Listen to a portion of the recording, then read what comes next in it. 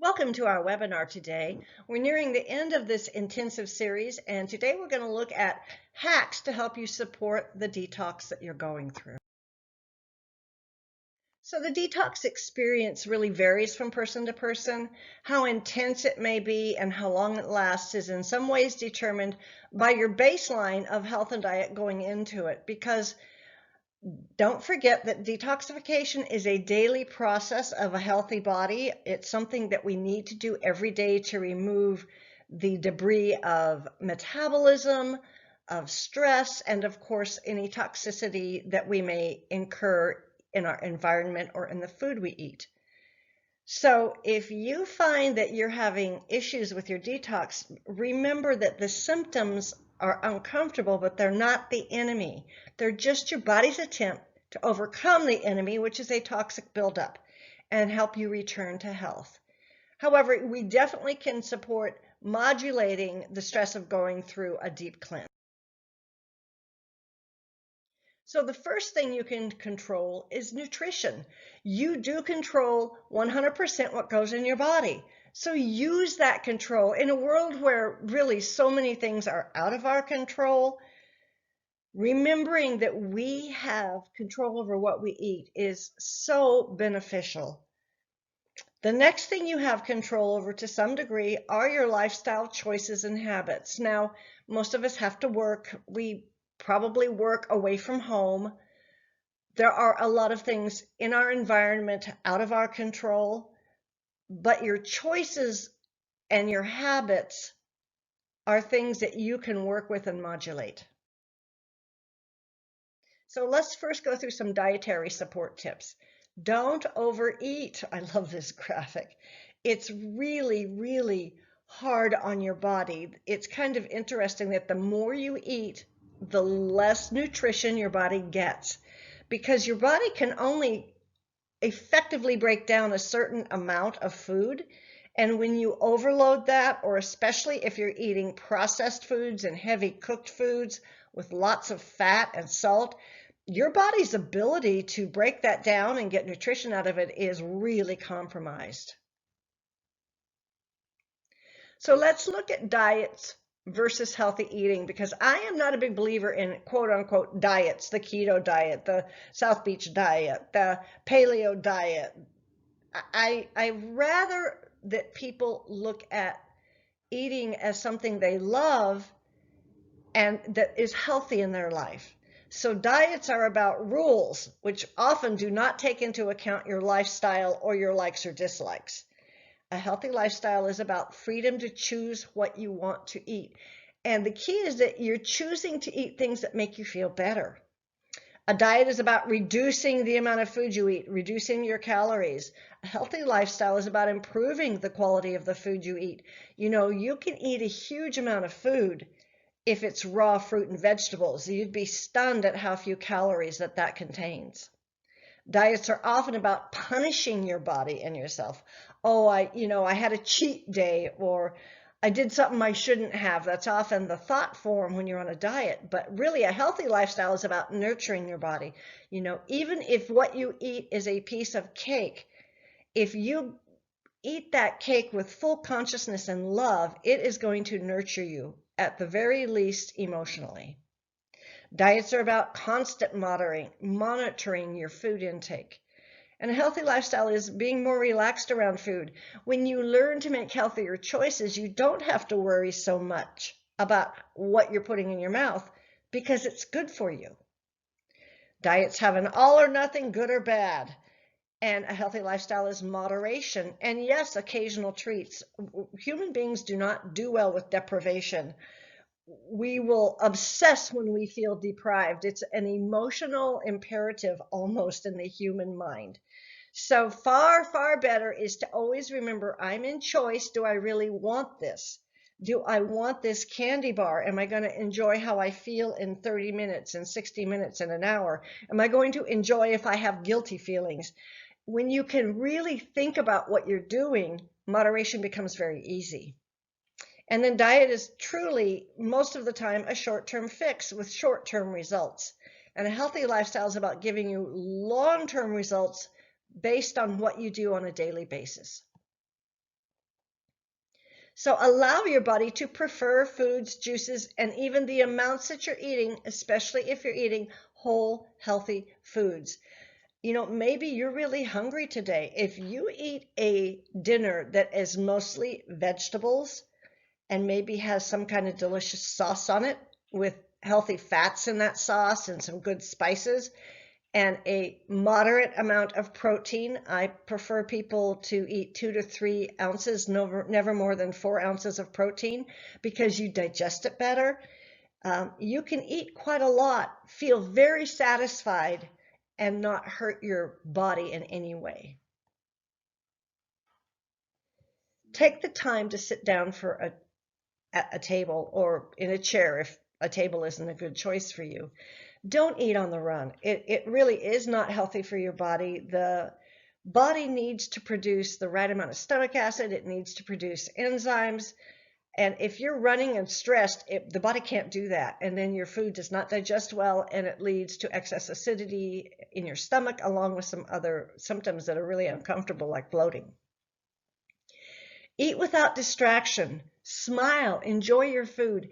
Put your electronics away at dinner time. If there was one quote unquote rule I would give people, it would be don't have electronics at your meal. Really focus on enjoying what you're doing and giving thanks that we have the ability to eat a healthy diet.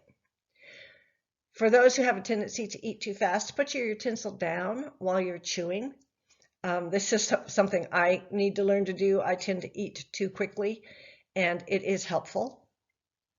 Set aside at least 20 minutes for your meal so that you're really mindful that you're taking your time.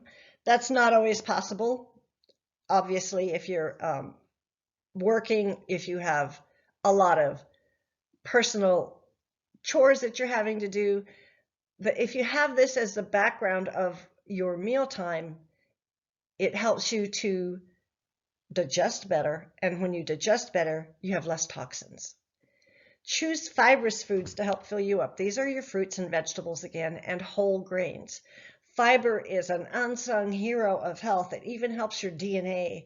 So the more fiber you can eat, the better off you are. And then the last one, chew 25 to 30 times. That's very difficult. Most people are lucky to chew 5 times. Just remember to chew your food well so you really enjoy the flavor. And then eat until you're 80% full. Now that's something most people don't even understand what that means. How do you know if you're only 80% full? I don't know I'm full until I'm full. This is a great thing to really work at. Take your meal and eat half of it and wait 5 minutes. Are you still hungry? Maybe you have a conversation for 5 minutes with somebody or whatever you do. If you're still hungry, really hungry, eat another half of what you have left on your plate, so you've eaten 3/4 of your plate. And wait 5 more minutes. Are you still hungry? You might be shocked at how full you feel with a lot less food when you give yourself time for your body to catch up, to remember how you actually feel about what you just ate. When you eat very quickly, you can eat an awful lot more than you need without realizing it. So you want to drink at least 8 glasses of purified or spring water, herbal or white teas. Now, a lot of people will say, oh, you can only drink water as far as your liquid counts for the day.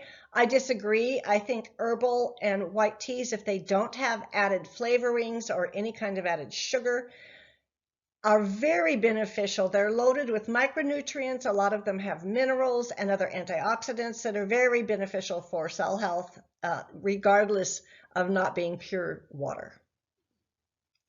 Avoid toxic foods, even when you crave them, and I would say especially if you crave them.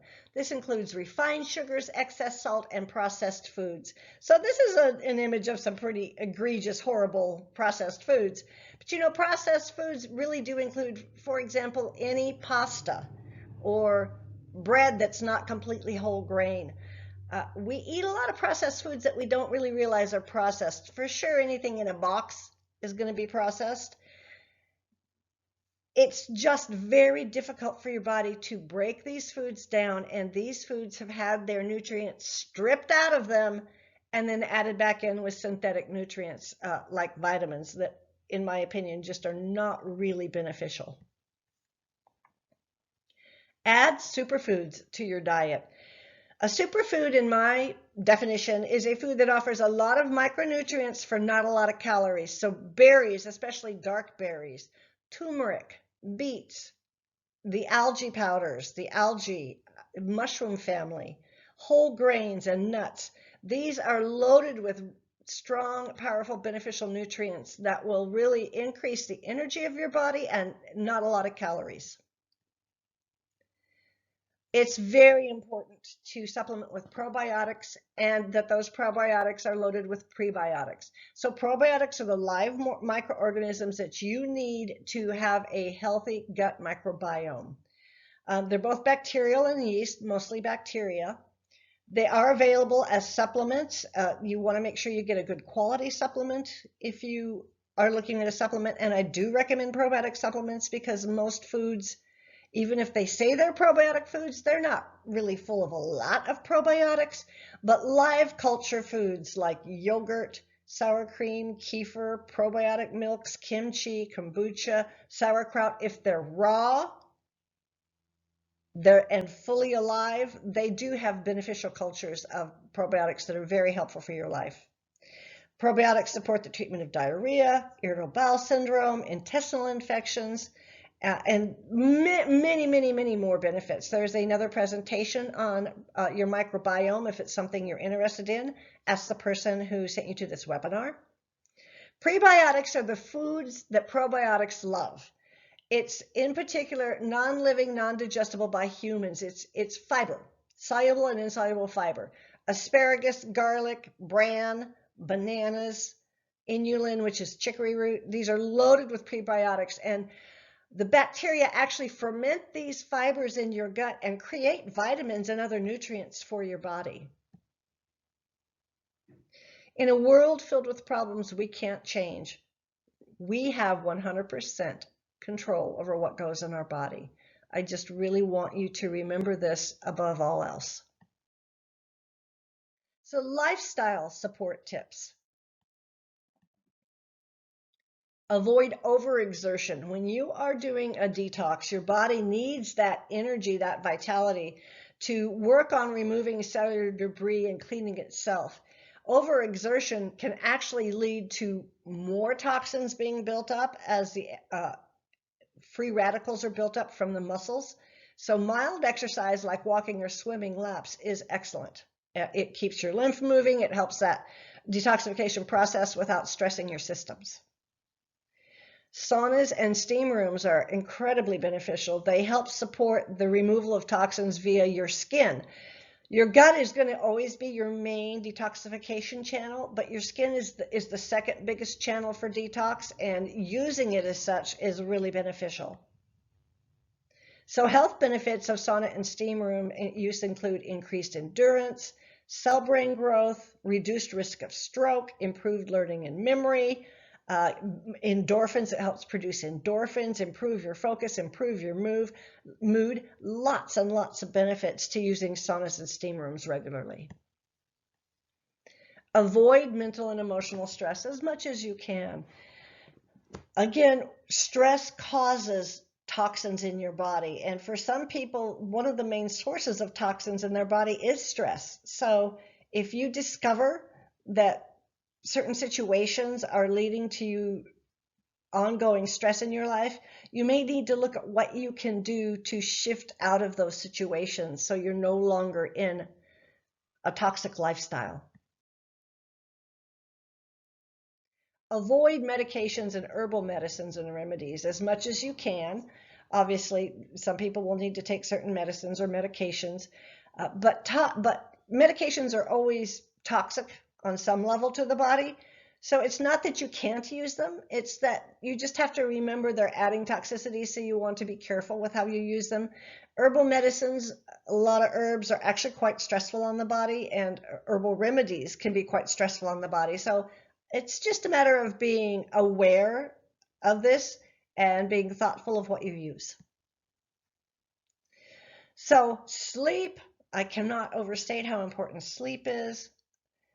It improves your memory, it extends your lifespan, it boosts creativity, it strengthens your immune function, reduces depression, improves your physical performance, reduces stress, helps your body heal, helps you lose weight. I could go on and on and on. They say a minimum of 6 to a maximum of 8. Some people need as much as 9 hours a day. I'm one of them. I have metal in my body from some spinal cord injuries.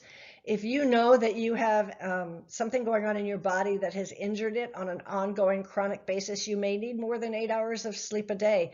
And maybe you sleep 6 hours at night and take an hour-and-a-half nap or 2-hour nap. It doesn't have to be all at one time. However, for sure, you want a minimum of 6 solid hours of sleep at night. That is the time when your body does a major part of its detoxification routine. Dry skin brushing. I love a dry skin brush. It's very different than using a washcloth. It stimulates all the organs of detoxification, but in particular, of course, your skin. It helps to reduce cellulite. It cleanses and moves lymph in your lymphatic system.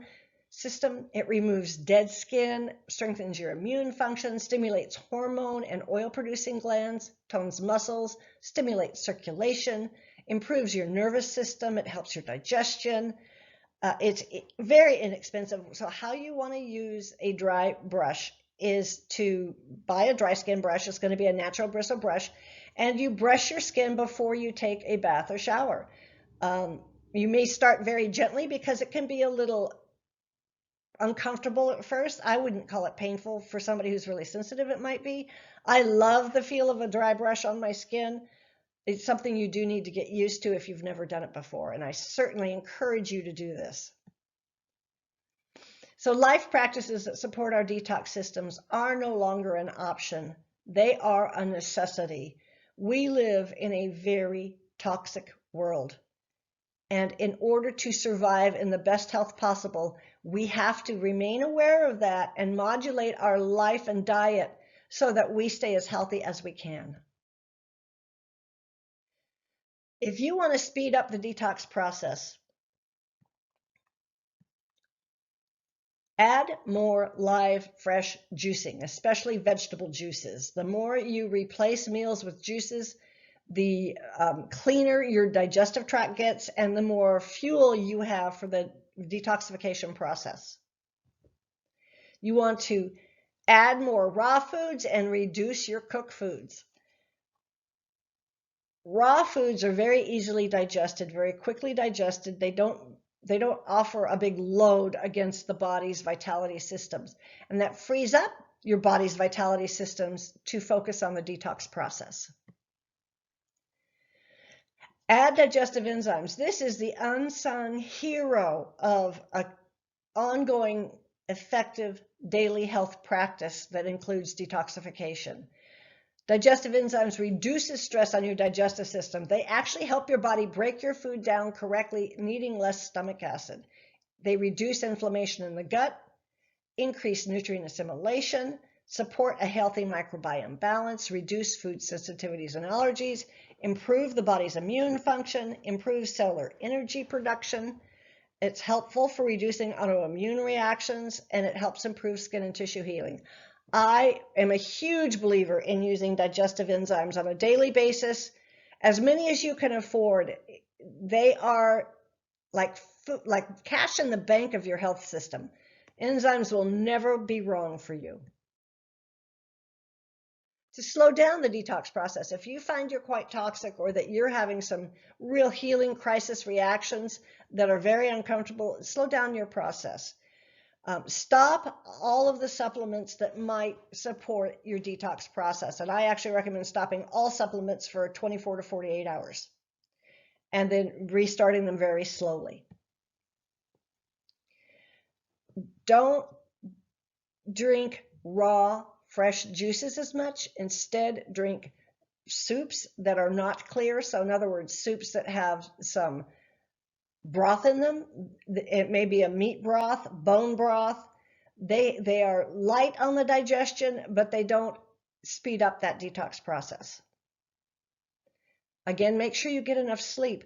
Sometimes when we're experiencing a rough detox, part of the issue is we just aren't getting enough sleep to allow that detoxification process to really occur effectively. I would say, man, at least 50 or 60% of the people I talk with, this is one of the biggest issues. They don't even realize they're not getting good sleep because they're so used to having inadequate and broken sleep. Put your cell phone to the side. Do not have it next to your bed. I'm a big believer in having electronics away from you at night. You will sleep better and more deeply. Thank you for watching this series. I hope it was really beneficial to you. And if you did find benefit, share it with someone you know. Bye.